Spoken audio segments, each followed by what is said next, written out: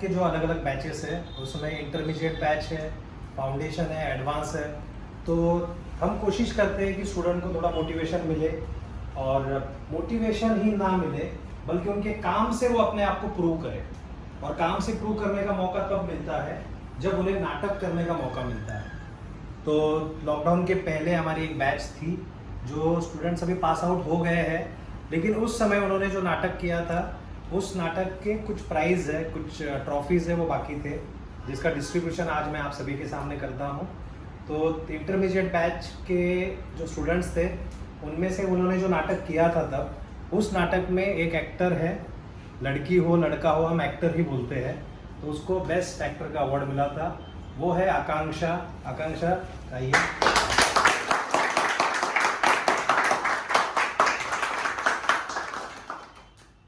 Okay, आकांक्षा बहुत ही मेहनती लड़की है, बहुत सिंसियरली उसने अपना कोर्स कंप्लीट किया। आप कहाँ रहती हो?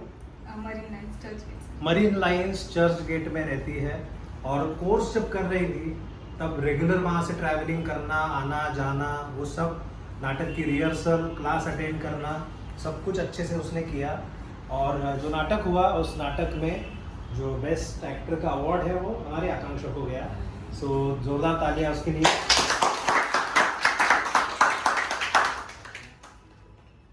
ये जो ट्रॉफी है इस पे आपको दिख रहा है स्टार। स्टार इसलिए है इस पर क्योंकि हम सब के अंदर एक स्टार छुपा हुआ है, लेकिन हम कई बार समझ ही नहीं पाते कि मेरे अंदर एक एक्टर है। और जो समझ नहीं पाते वो बेचारे कभी उनका आर्ट लोगों के सामने आ ही नहीं पाता। तो जो आर्ट हमारे पास है उस पर हमें काम करना होता है, अपने ऊपर मेहनत लेनी होती है। और उसके बाद जब हम लोगों के सामने प्रूव करते हैं, मैं घर पे बैठा और मैं बोलूँगा मैं स्टार हूँ, मैं बहुत अच्छी एक्टर हूँ, ऐसा अगर आकांक्षा बोलती तो बात नहीं बनती। ये ट्रॉफी सिर्फ ट्रॉफी नहीं है, ये ट्रॉफी इसका साइन है कि आकांक्षा में वो बात है, उसके अंदर ये बात है कि वो इन फ्यूचर एक बड़ी एक्टर बन सकती है, अपने माता पिता को, अपने फैमिली को रिप्रेजेंट कर सकती है एक्टिंग फील्ड में।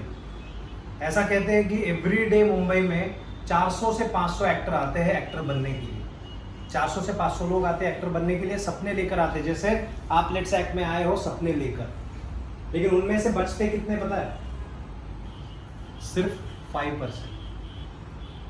जितने भी लोग आते हैं उनमें से सिर्फ 5% लोग मुंबई में टिक पाते हैं और जिंदगी में कुछ कर पाते हैं। क्यों? क्योंकि जिसके अंदर दम है वो टिकता है और बाकी भाग जाते हैं। तो उनमें से एक आकांक्षा है, जोरदार तालियां। और मुझे बहुत अच्छा लग रहा है,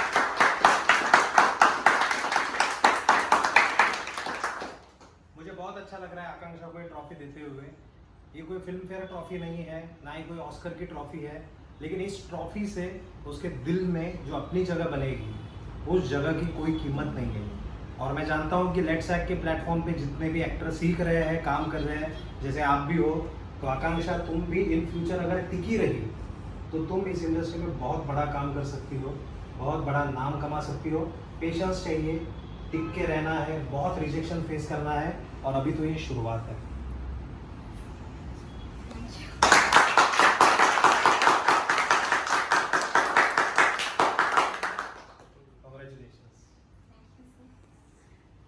तो आकांक्षा थी इंटरमीडिएट बैच की स्टूडेंट लेट्स एक्ट के। आप जानते हैं कि तीन स्टेज में अपने कोर्स है, फाउंडेशन, इंटरमीडिएट और एडवांस। फाउंडेशन का काम होता है बेसिक एक्टिंग ट्रेनिंग सिखाना। इंटरमीडिएट में आप एक लेवल अप आते हो जिसमें कैमरा एक्टिंग, थिएटर एक्टिंग सब सीखते हो। और एडवांस ट्रेनिंग वो होता है कि जिसमें आप बाल की खाल निकालते हो। बंदा जो आता है एडवांस ट्रेनिंग करने के लिए वो अपने लाइफ में बहुत सारे सैक्रिफाइस करता है कि भाई ये नहीं करना है, वो नहीं करना है, ट्रायल एरर नहीं करना है, उसको करके देखते हैं ना, कुछ हुआ तो हुआ, नहीं तो छोड़ दो। ऐसा नहीं होता है। तो वैसे हमारे बहुत सारे स्टूडेंट हैं जिन्होंने कोर्स किया है इसके पहले भी।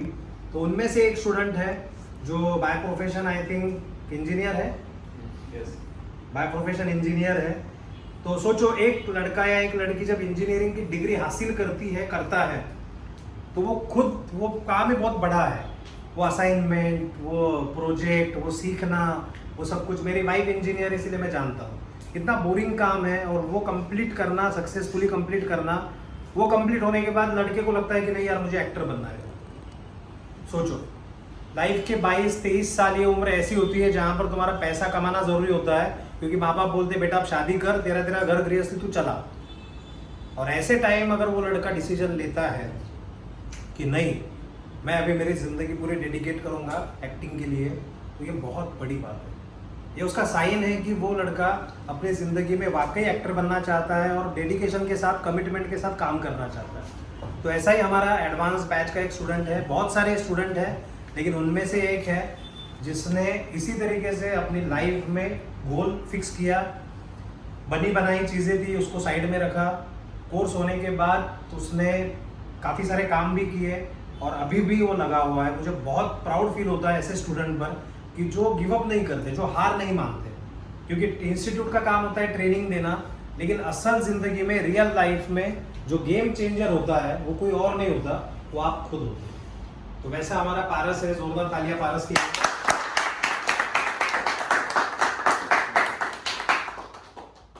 तो पारस की मैंने बहुत तारीफ कर ली क्योंकि वो उसको डिजर्व करता है एंड बहुत सिंसियरली उसने वो जो कोर्स था हमारा एडवांस कोर्स, उसको उसने कंप्लीट किया है। और जो नाटक उन्होंने किया था उस नाटक में भी कंपटीशन थी, जैसे अभी आप लोग भी नाटक कर रहे हो, 3 ग्रुप है और मंटो की 3 कहानियां आप प्रेजेंट करने वाले हो। तो आप में से भी शायद कोई बेस्ट एक्टर होगा, कोई बेस्ट एक्ट्रेस होगी, आई डोंट नो कौन होगा। तो उनकी बैच में जब नाटक का प्रेजेंटेशन हुआ तब जिसको चुना गया वो था पारस। तो जोरदार तालियां उसके लिए। अगेन ट्रॉफी के बारे में मैं यही कहना चाहूँगा कि जो मैंने आकांक्षा के बारे में कहा वही पारस के बारे में कहूँगा, लेकिन फ़र्क सिर्फ इतना है कि नवाजुद्दीन सिद्दीकी को हम देखते कि 12 साल लग गए, किसी को 15 साल लग गए, किसी को कितने साल लग गए, बहुत कड़ा संघर्ष है।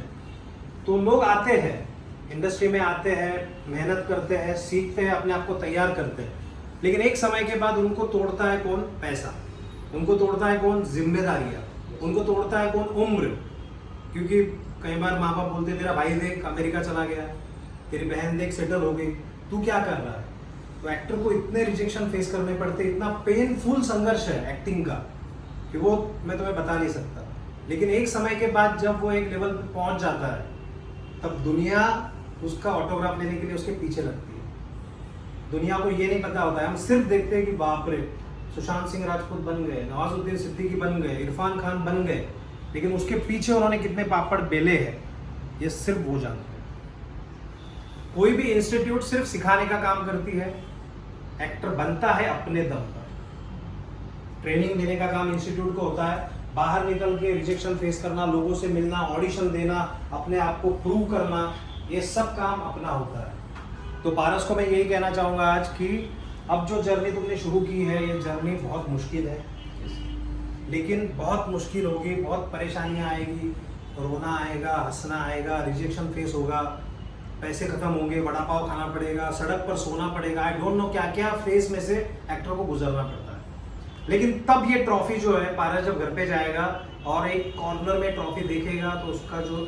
एनर्जी है, उसके अंदर का जो इंथुजियाज्म है और उसका जो गोल है कि मैंने क्यों शुरू किया था, वो उसको याद आएगा। इस ट्रॉफी ने उतना भी काम कर लिया तो काफ़ी, और वो गोल ना भूले और कंटिन्यूसली काम करते रहे। तो मैंने उसके अंदर का एक्टर देखा है कि जो बहुत अच्छा एक्टर है, जिसने बहुत अच्छा काम किया है। तो मुझे भी ऐसा ही लगता है कि आने वाले फ्यूचर में पारस एक बड़ा एक्टर बनेगा, बहुत अच्छा नाम करेगा, लेट्सैक का नाम करेगा, खुद का नाम करेगा, और तुम्हारे अंदर वो बात है। Thank you sir, congratulation.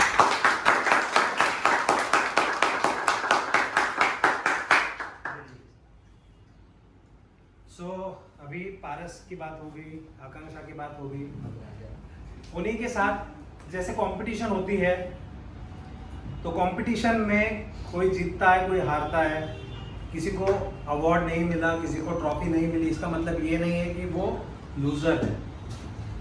फर्क इतना ही है कि जब जो जज कर रहे थे उनमें से उनको ये लोग अच्छे लगे। तो एक और लड़का है जो कई भाषाएं बोलता है, बहुत सिंसियर है, बहुत मेहनती है, बहुत समझदार है, डायरेक्शन बहुत अच्छा करता है, एक्टर बहुत अच्छा है, और एक कॉम्बिनेशन है, बहुत सारी आर्ट का मिलके बना हुआ एक कॉम्बिनेशन है। वो भी एडवांस कोर्स का ही स्टूडेंट है। तो उसको भी मैं आगे बुलाना चाहूँगा। आप सबकी तालियां है, उसके लिए ट्रॉफी रहेगी।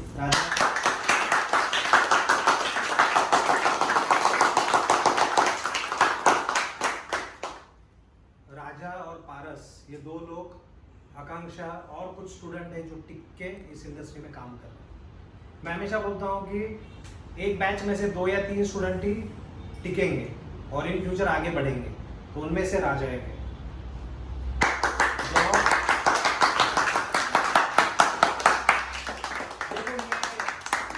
ये जो दोनों तीनों स्टूडेंट हैं, इनके लिए कोई 50,000, 30,000, 25,000 का जॉब करना कोई बड़ी बात नहीं है। उनके अंदर स्किल है, लेकिन एक्टिंग का डेडिकेशन, कमिटमेंट और जो सेक्रीफाइस बोलते हैं ना जिसको, उसकी वजह से वो लोग जॉब नहीं करते, ऑडिशन देते हैं, लोगों से मिलते हैं, बात करते हैं, अपने कांटेक्ट बढ़ा रहे हैं, ऑडिशन भेज रहे हैं। तो मुझे लगता है तुम्हारे अंदर वो बात है। टिक के रहना ज़रूरी है, पैशन के साथ काम करना ज़रूरी है, और एक समय आएगा, इट विल टेक टाइम। मैं मेरा खुद का भी बताता हूँ कि मुझे 10 साल लग गए तुम्हारे सामने इस तरीके से कोट पहन के बात करने के लिए। 10 साल पहले मैंने मेरा मास्टर्स कंप्लीट किया ड्रामा में, उसके बाद एक्टिंग ट्रेनिंग, मेरा ज्ञान शेयर करना मुझे पसंद था। तो क्लास पहला हम चाय की टपरी पे लेते थे कि एक लड़का, सर यार आपका जो नॉलेज वो शेयर करो।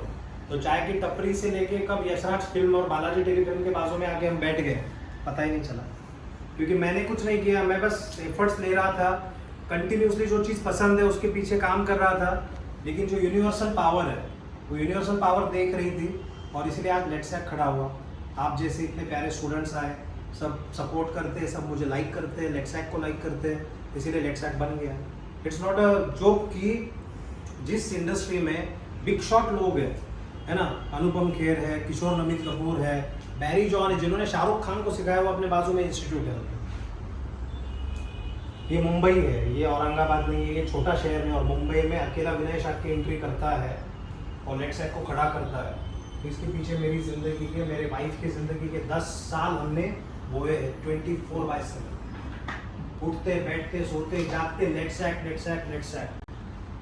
यूट्यूब पे वीडियो बनाओ, लोगों से बात करो, इनको काउंसलिंग करो, उनका रहने की अरेंजमेंट करो, ट्रेनिंग दो, इनको काम कैसे मिलेगा वो देखो। So how much time it will take? 10 years। So अपने दिमाग में जैसे कोई टैटू बनाते ना हम लोग, वैसे दिमाग में डाल लो कि मैं भी इस इंडस्ट्री में सक्सेसफुल बनने के लिए कम से कम 10 साल लूंगा। कितने साल लूंगा? 10 साल। 10 साल के अंदर तुम्हारा हो जाएगा काम, ऐसा नहीं कि नहीं होगा, बट यहाँ फिक्स करो 10 साल।